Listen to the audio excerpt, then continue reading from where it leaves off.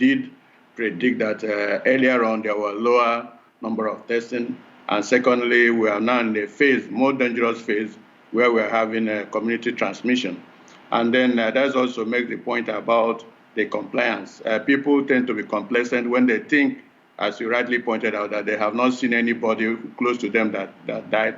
And that's why we're heightening, making some of the issues now more public so that people will know that this is real, that there are some individuals that are dead and those who are also sick.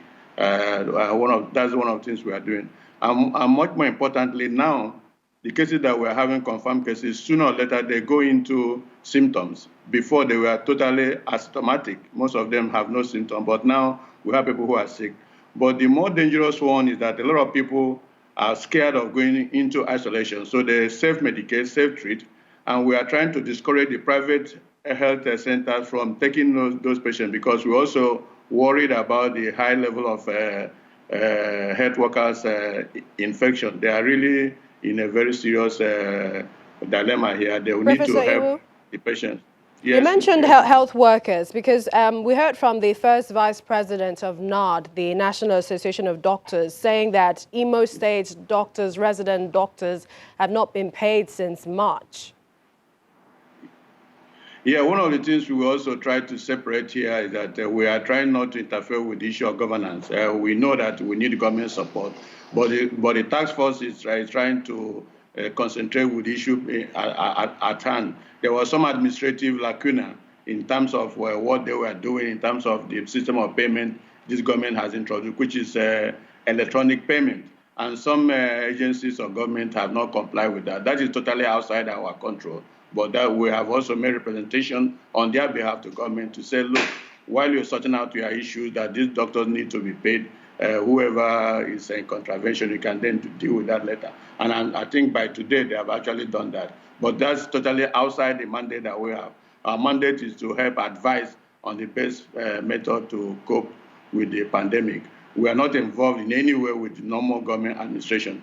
From a strategic point of view, we also made it clear that we shouldn't be involved in the administrative purchasing and buying things and supplies and so on, so that we'll be able to have a cooler head. I know it is an elitist view, but we chose that path so that we can advise government without the saddled issue of administration in terms of who gets paid and who doesn't get paid and who get paid. Those things are very essential. I'm not saying they're not essential, but we have to divide our own tasks. Our own task is that of devising method and decoding some of the scientific facts that are coming out from WHO and CDC so that we domesticate them and be able to make what is the best interest of the state. And I also serve in the neighboring state committee, that's Anambra.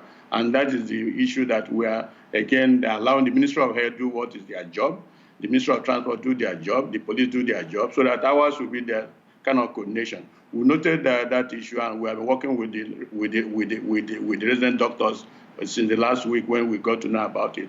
And by today, I think the matter was actually settled. But I think there's a national strike that is going on, which is not directly impacting on our work in the sense that ours is to be able to advise and say this is the best way to do the work. I must quickly ask you, Professor Ewu, just before we let you go, and that is on your solution to COVID-19. I know you announced that there was possible treatment.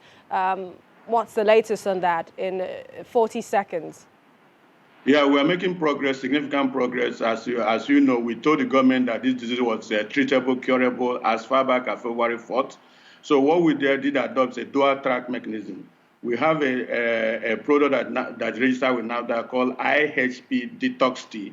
While we have that already in the market in pharmacy shops as a prophylactic and also treatment-wise, but we're also developing full-scale standard pharmaceutical ingredient, which is going through clinical trials. We have assembled, or we have a group of doctors assembled themselves, so to speak, and they are subjecting it to clinical trial. It has gone through NREC registration, it has gone through Pan-African registration, it has also done dotting all the I's and crossing all the T's. So it's going to be done in the global best practice, so that we are proceeding with that.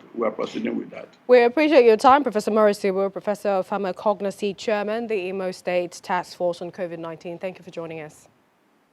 Thank you, ma'am.